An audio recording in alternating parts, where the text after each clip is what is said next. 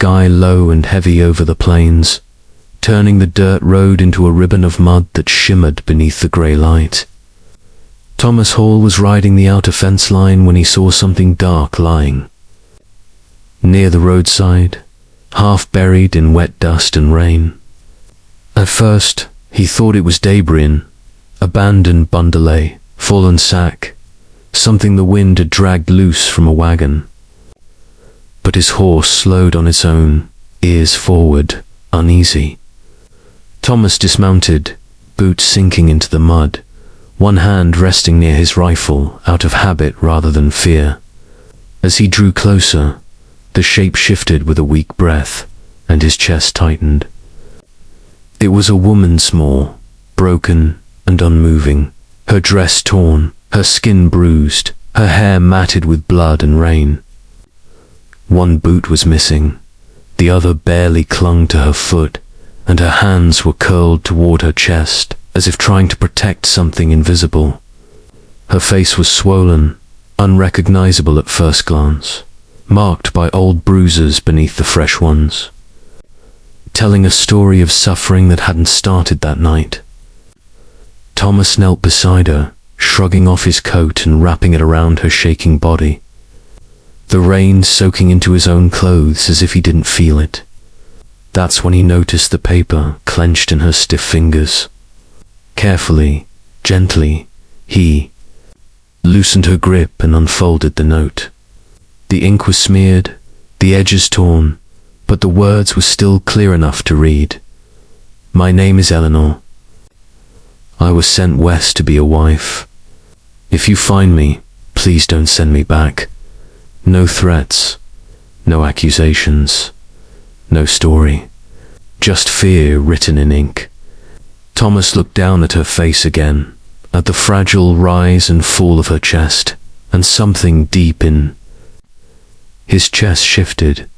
He didn't know her, didn't know her past, didn't know what troubles she carried with her, but he knew one thing with absolute certainty.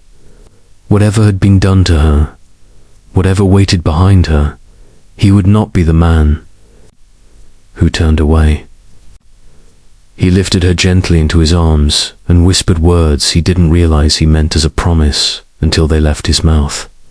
You're not alone now. Thomas lifted her carefully, shocked by how light she felt, like the weight had already been drained from her body by suffering. Every step back to the ranch house felt heavier than the last, not because of her, but because of the quiet rage building in his chest. Whoever had done this hadn't just hurt her, they had tried to erase her. Inside the house, he laid her on the narrow bed near the stove, stoking the fire until warmth filled the room, then worked with the steady hands of a man who had patched up animals, neighbors, and himself more times than he could count.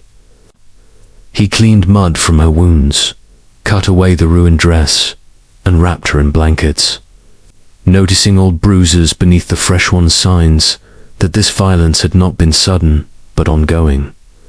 When she stirred, a weak sound escaped her throat, more breath than voice, and her fingers twitched as if reaching for something that wasn't there anymore.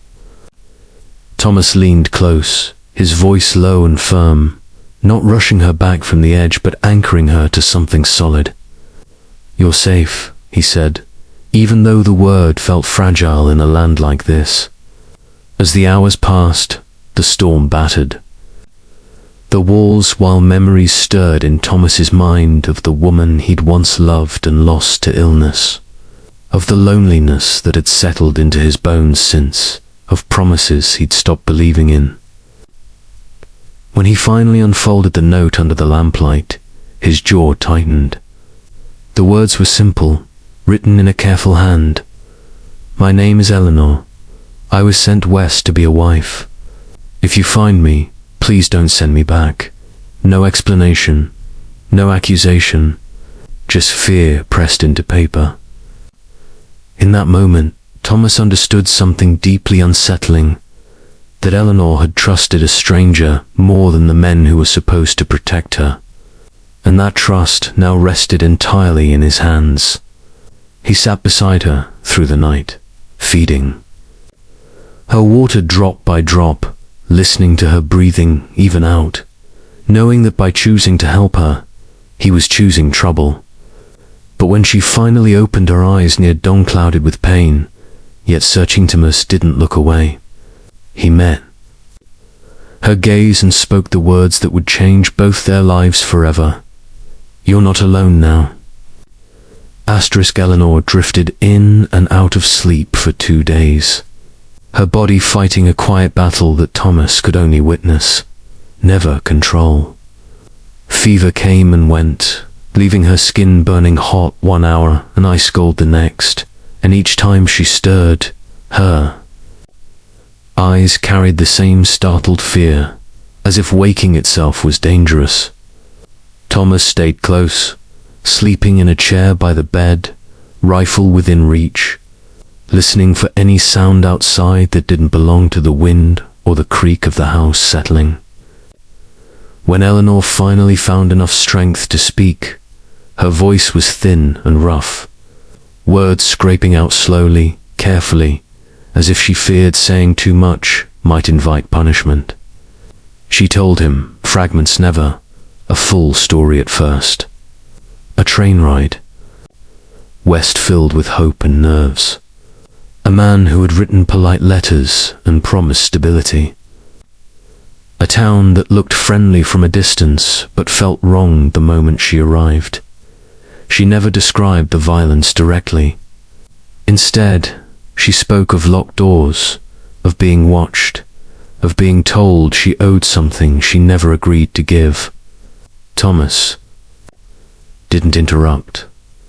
He learned long ago that people carried pain like a loaded gun. Touch it the wrong way and it went off.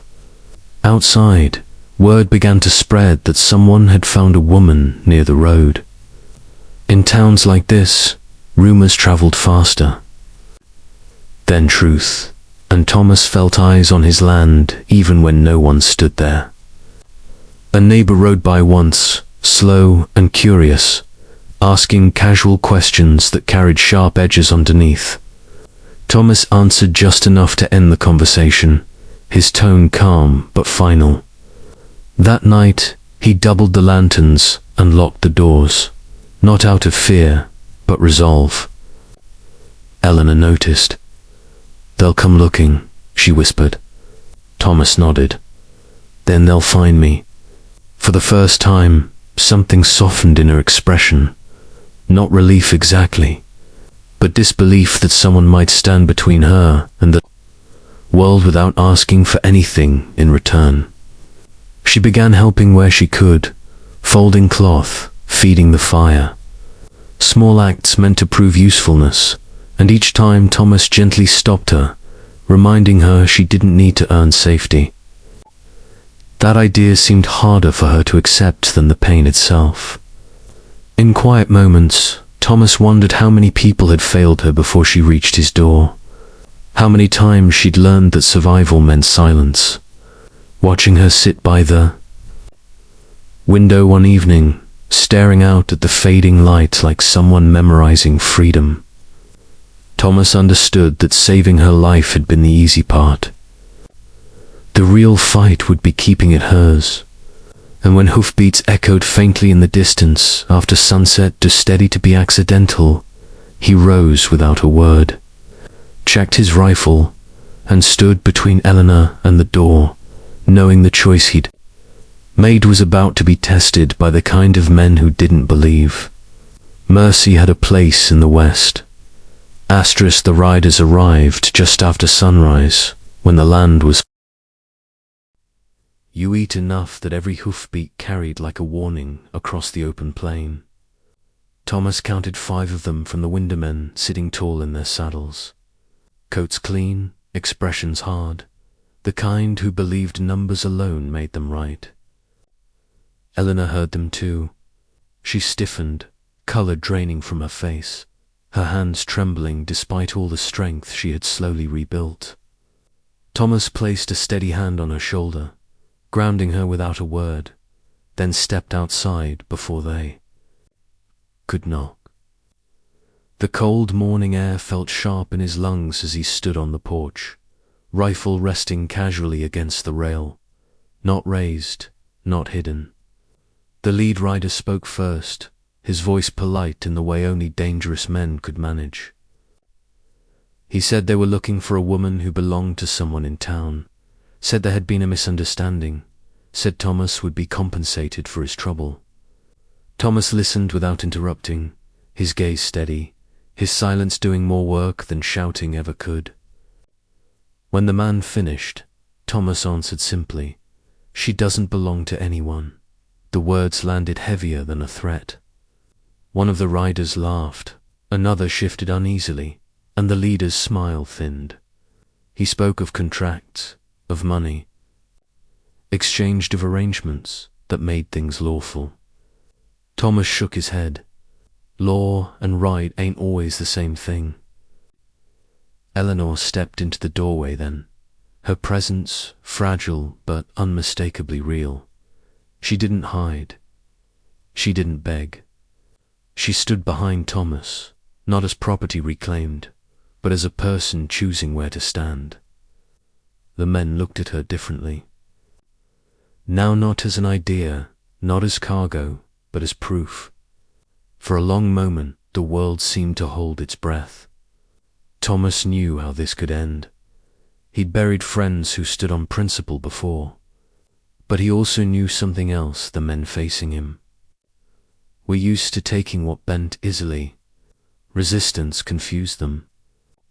Finally, the leader spat into the dirt and said this wasn't over, that trouble followed choices like these. Thomas nodded once. So does peace. The riders turned away, retreating not because they'd grown kind, but because the cost had risen higher than they liked to pay. When the sound of hooves faded, Eleanor exhaled as if she'd been holding her breath for years. She didn't thank him. Instead, she looked at Thomas with quiet certainty and said she wanted to stain out of fear. Not out of obligation, but because here, for the first time, she'd been seen. Thomas didn't promise forever. He promised honesty, safety, and time. In the days that followed, the ranch grew livelier, not louder, but warmer shared meals, slow conversations, laughter that surprised them both. The West remained harsh and unforgiving, but within those walls, something rare took root. Trust. And long after, the men who came looking were forgotten by the dust and wind. The story endured not of a rancher who saved a woman, but of two broken lives who stood together and refused to let cruelty have the final word.